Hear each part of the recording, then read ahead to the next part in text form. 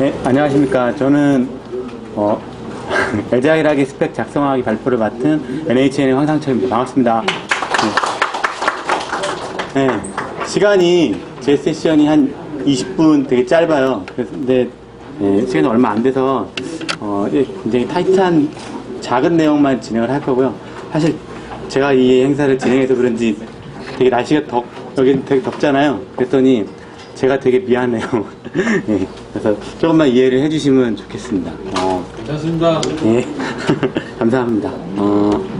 제가 지금 개발한 지 한 13년 차 정도 되거든요. 현재는 NHN에서 M4G라는 오픈소스를 개발하고 있습니다. 제가 오늘 설명드리는 내용은 어떤 거냐면, 제가 NHN에서 대략 한 2년 정도 여기서 활동을 하면서 몇 가지 실험을 했던 것들이 좀 있어요. 뭐냐면, 제가 여기 질문을 올렸는데요.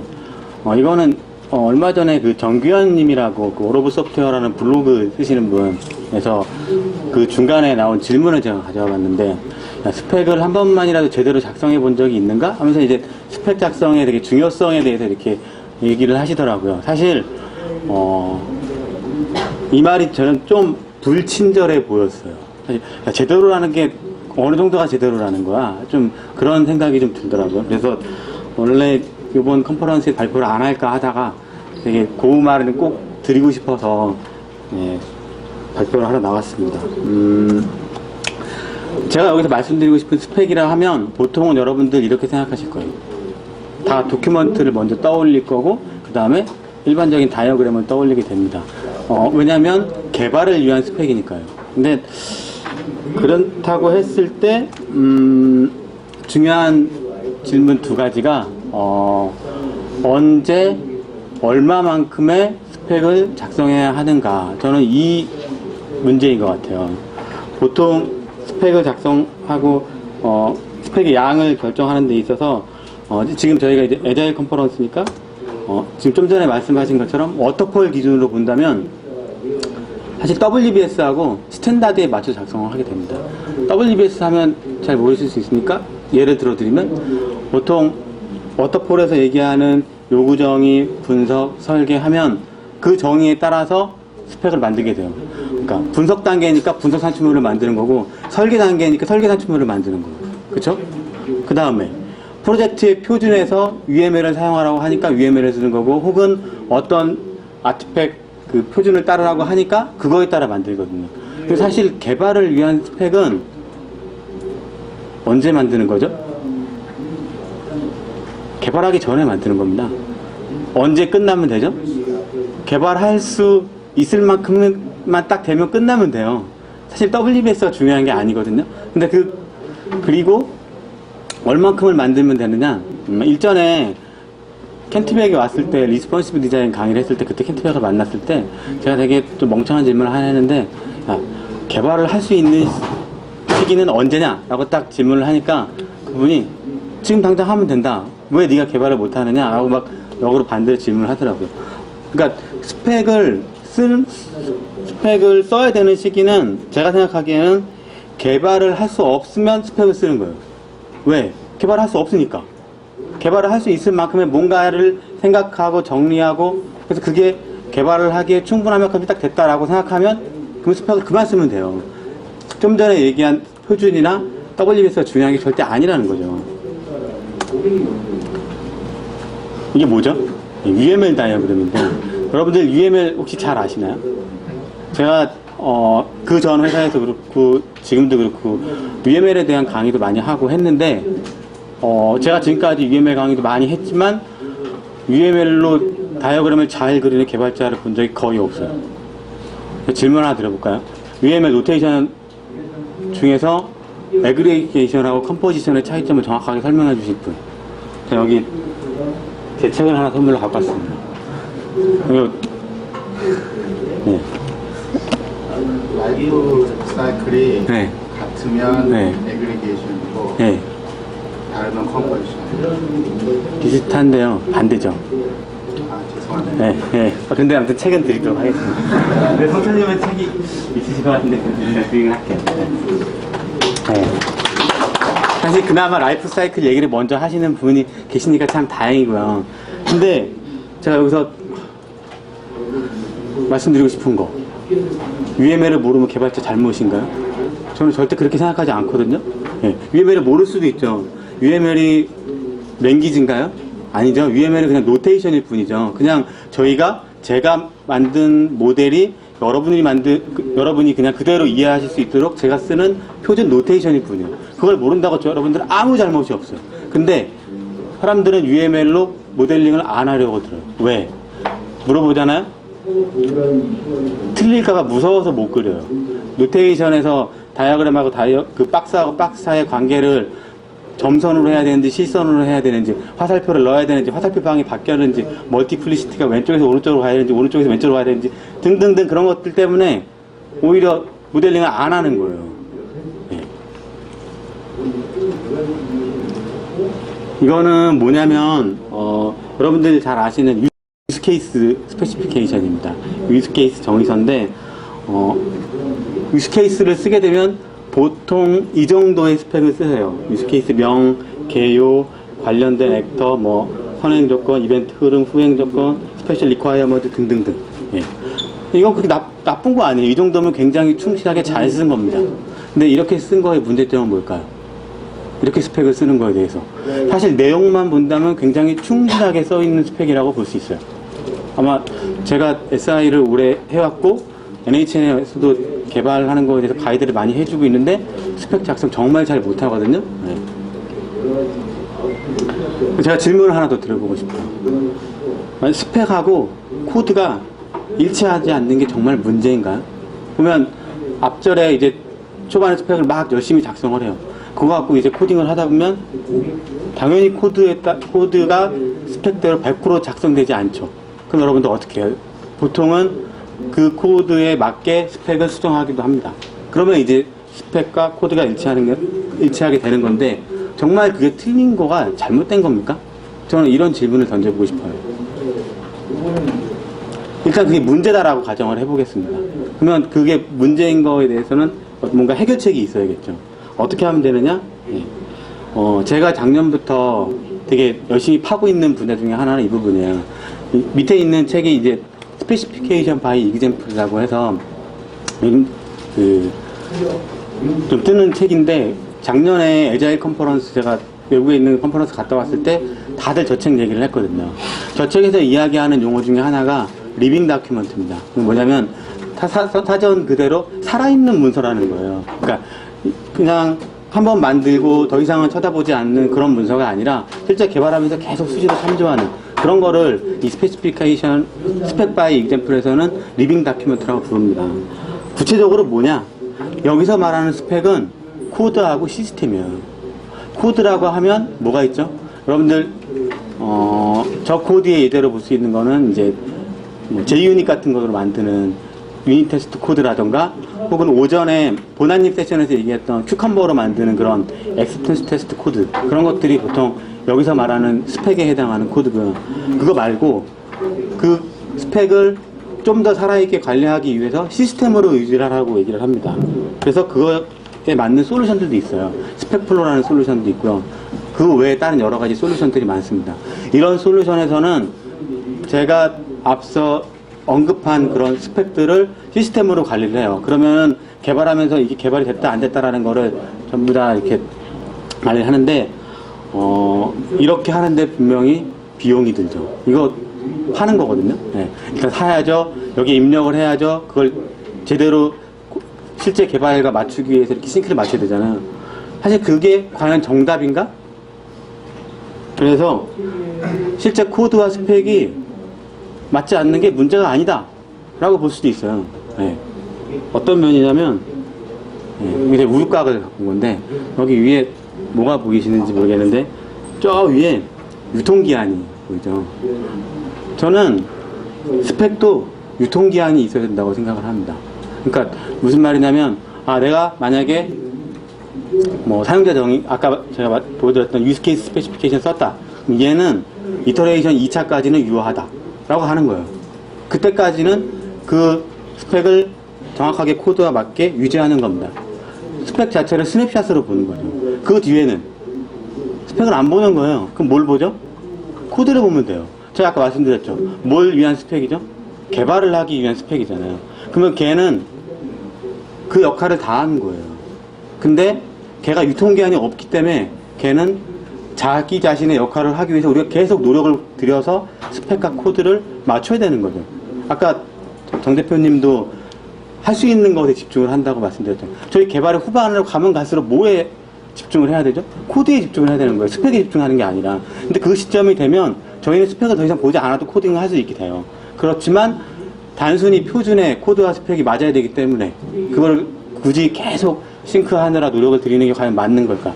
저는 그런 면에서는 차라리 그 스펙에 유효기간을 두고 이 시점까지는 우리는 스펙을 유지합니다. 그래서 그 스펙을 나중에 보통 우리가 스펙을 쓰는 이유 중에 하나는 후에 나중에 온 사람이 뭐 유지보수 담당자가 이거에 대해서 내용을 다시 이해하기 위해서 뭐 그런 여러 가지 이유로 되는데 그 사람은 그때의 스펙을 보고 그때의 스냅샷을 이해하는 거예요. 그 다음 거는 코드를 보고 이해하면 되는 거죠. 예. 마크다운이라는 게 있어요.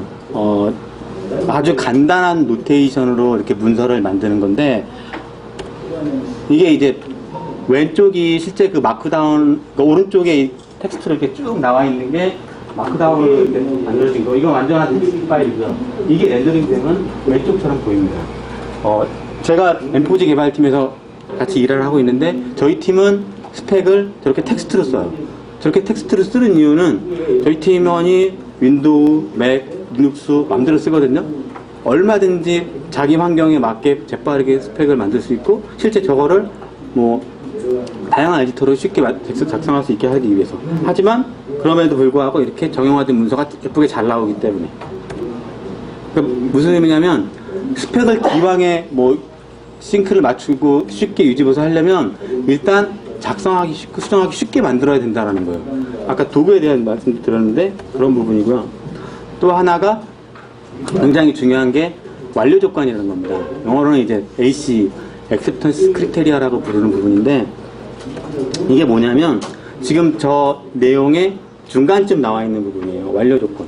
글씨가 작으니까 제가 살짝 읽어보면 프로젝트 메뉴에서 이슈를 클릭하면 작성일 탭에 대한 이슈 목록이 보인다. 이런 기능에 대한 거를 상세하게 서술해 놓은 거고요. 뭐 그 밑에 보면은 이제 표처럼 나와서 이게 현재 이슈 목록 조회에 대한 스펙을 저희가 쓴 건데 어떤 탭이 눌리면 무슨 결과가 나온다는 걸 저렇게 표로 그려놓기도 합니다. 예. 지금 보시면 이러한 완료 조건의 특징은 뭐냐? 저희가 개발한 이 이슈 목록 조회가 개발이 완료되었는지 완료되지 않았는지를 아주 구체적으로 서술해 놨다는 거예요. 한마디로 정의하면 이거죠. 그러니까 스펙이라는 거는 아까 제가 스펙을 언제까지 쓴다? 코딩을 시작하기 전까지 쓴다고 했잖아요. 그러면 그 다음에 코딩이 완료되면 걔가 하는 역할은 뭐죠? 실제 스펙대로 개발이 됐는지. 예를 들어 스크럼을 쓴다. 그러면 스프린트가 시작하기 전에 스펙은 완료됐어야 되는 거고 그 스펙에는 제가 지금 제시하는 기준에 따르면 완료 조건이 명시가 되는 거예요. 각각의 기능들이 어떻게 완료된다는 거. 그 다음에 스프린트가 끝나면 스프린트 리뷰 때 이 완료 조건을 가지고 실제로 개발이 제대로 됐는지를 확인하는 거죠. 그래서 만약에 스프린트가 딱 끝났는데 여기 나와 있는 이 A씨가 하나라도 완료가 안 됐다 라면 완료가 안 된 거죠. 그러니까 완료의 정의도 에자일에서 얘기하는 done of definition of done도 명확해지는 거죠. 네. 그리고 만약에 여기다 이렇게 썼는데 이걸 여기 써놓은 AC 완료 조건에 따라서 테스트를 못해. 확인이 안 돼. 개발 완료됐는지. 그러면 스펙을 잘못 쓴 거예요. 네. 여러 가지 효과를 가져올 수 있습니다. 근데 사실 개발이 완료되었는지 확인하는 작업은 뭐죠? 테스팅이죠. 네. 몇 분 얘기를 해주셨는데 테스팅이에요. 그러니까 AC를 잘 쓰면 저게 테스트 시나리오의 많은 부분을 커버해 줍니다.